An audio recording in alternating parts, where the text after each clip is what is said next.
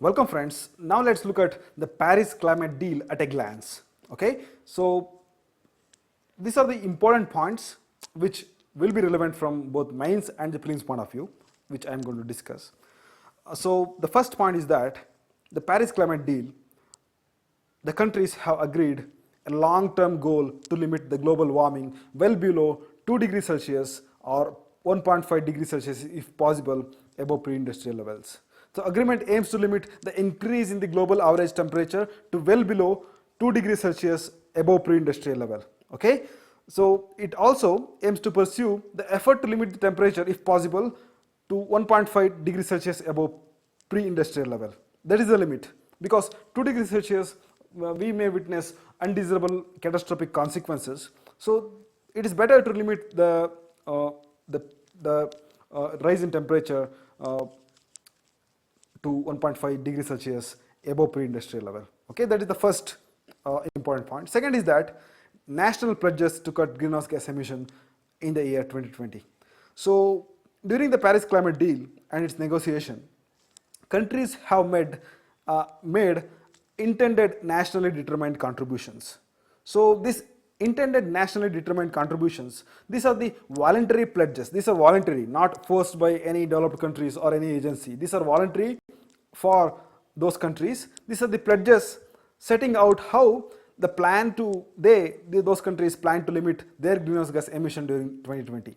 Okay, so individual countries submits intended nationally determined contributions, that is voluntary pledges, and how they plan to limit their greenhouse gas emission during 2020s and after to UNFCCC.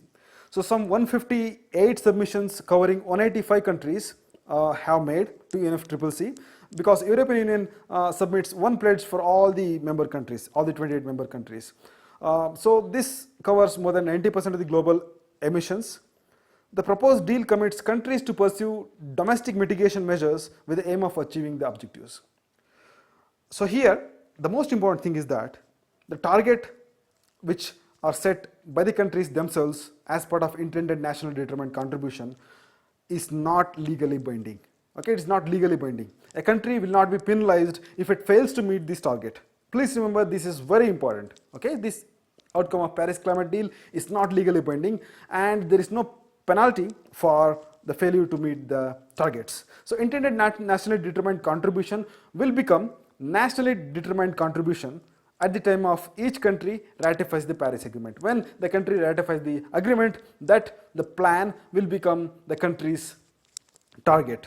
Okay, so European Union has agreed to reduce the greenhouse gas emission to 40% below 1990 level by 2030. That is their intended nationally determined contribution. That is their voluntary pledge to reduce greenhouse gas emission.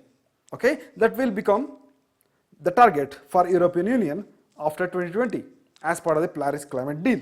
Okay, so if the European Union fails to meet the target, that will not be penalized.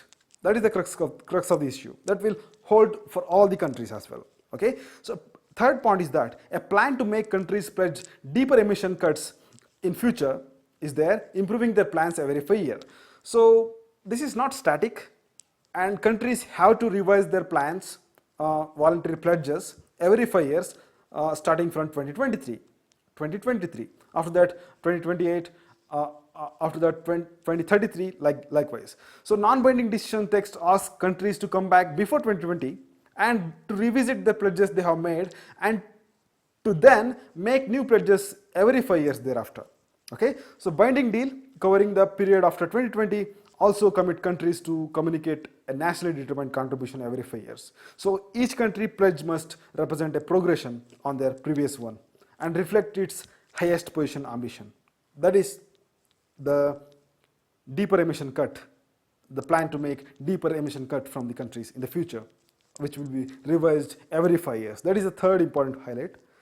And the efforts to mitigation, it binds the parties to prepare and regularly update climate commitments. So each subsequent pledge that the countries make on their own to reduce the global warming must be more ambitious, and developing countries are encouraged to move towards stricter goals, because developing countries are not legally binding previously. So they are also encouraged, not forced, encouraged, because this is voluntary. So countries would be required to pursue policies with the aim of achieving their climate pledges, voluntary pledges, a tougher than expected provision. The decision text invites countries to write long-term low-emission strategies by 2020, while the legal agreements say they should strive to do this. Okay, that is the third point. The fourth is that related to the funding by developed countries to developing countries to develop the green climate economies. Okay, so rich nations, that is developed countries, to provide funding to the poorer countries as part of the obligation of common but differentiated responsibility, mobilizing 100 billion US dollar a year until 2025, and after that more than that. So agreement requires the developed nations as defined by United Nations Framework Convention in 1992. This will continue to help developing countries with the cost of going green and cost of coping with effects of climate change. So this monetary commitment is also not legally binding. This is one of the drawbacks. It is not legally binding on the developed countries to fund the developing countries. It is a moral obligation only. Currently, developed countries are obliged to mobilize 100 billion US dollar a year of public and private finance to help developing countries by the year 2020. So it is a target set in Copenhagen 2009. So if you have not watched that, please watch the video which was made on the Copenhagen Accord. So Paris decision, this decision, here developed countries continue 100 billion a year target for funding the climate projects in developing countries, and after 2025 they will set a new goal from a floor of 100 billion. They may set 150, 180, but they should not set the target below 100 billion after 2025. That is the agreement. Okay. So next is progress monitoring and accountability. So this is important here. There is a global stock take on the pledges in 2023 and every 5 years thereafter.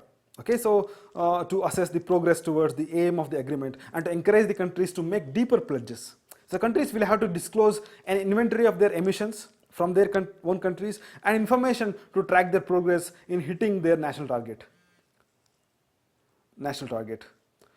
So this will be subjected to a technical expert review to check their progress and highlights area where improvement is needed. However, the whole transparency framework will have built-in flexibility, offering leeway to developing countries that need it in the light of their capabilities. Okay, that is here. This is not an external agency which monitors and makes accountable the countries. So every country must provide their data every 5 years, and they make the pledges more severely every 5 years from 2023 onwards. Okay, so this is infographic explains the Paris climate deal. So after 2023, okay, after 2023, every 5 years, the countries must make the more stricter pledges to reduce the global warming and climate change. So short-term action until 2020 is also announced. So emission pre-2020 mitigation efforts, enhanced pre-emission 2020 mitigation efforts, start long-term phase out of coal, oil and gas in a just transition, feed-in tariff and priority assess for renewable energy, zero deforestation. These are the targets till 2020. Okay, so these are the issues related to Paris climate deal. So those are the issues, those are the important highlights of the Paris climate deal. So if you have not downloaded our environment and ecology PPTs, please click here to download. That covered more than 90% of the questions in prelims 2015. That helps you to easily revise the topics related to environment and ecology and fetch you more marks. Okay, so we have weekly current affairs analysis course, video course, to provide you the analysis of current affairs topics from both prelims and mains perspective. That is getting good reviews from the subscribers. Please click here to subscribe to that course.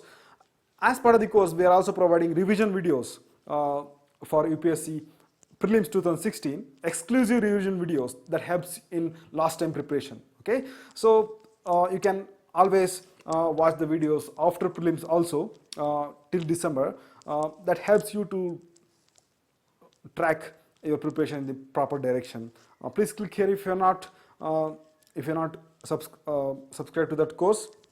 That will be very affordable for you. Okay, 1/10 of the market price. So thanks for watching. If you are not subscribed, please subscribe to that. Thanks.